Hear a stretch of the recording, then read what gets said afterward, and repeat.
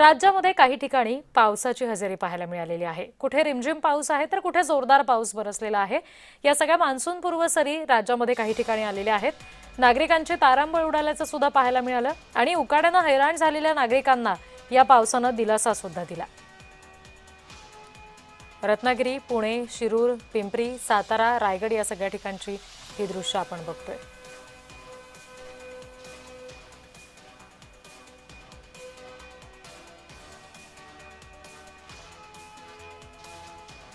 या सगळ्या संदर्भात आपण आणखी तपशील घेणार आहोत प्रतिनिधी प्रीतम पुरोहित यांच्याकडून। प्रीतम, संपूर्ण राज्यभरातल्या मान्सूनपूर्व सरींचा कशा पद्धतीचा अंदाज आहे आणि विशेषतः पुण्यामध्ये सुद्धा अनेक ठिकाणी पाणी साचलेलं आहे असं समजते, त्याबाबत काय तपशील?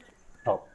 रिद्धी, खरं तर माहितीये की बंगालच्या या सगळ्या सागरामध्ये आणि केरळमध्ये मोसमी म्हणजे पाऊस येण्याची सगळी आता पोषक वातावरण आहे। त्याचबरोबर हवामान खात्याने देखील येल्लो अलर्ट काही जो आहे तो राज्यातील काही भागांना दिला होता। त्याचबरोबर कोकणातील दक्षिण कोकणचा भाग, मध्य महाराष्ट्र आणि मराठवाडा या ठिकाणी येल्लो अलर्ट दिला होता आणि त्याप्रमाणे आज दुपारी आणि सायंकाळी जोरदार पाऊस झाला। शेतकऱ्यांचं काही भागामध्ये अतोनात नुकसान झालं आणि ज्या ठिकाणी शहरी भाग आहे त्या ठिकाणी पाणी हे साचलं गेलं आणि चाकरमान्यांची जी आहे ती दैना उडालेली।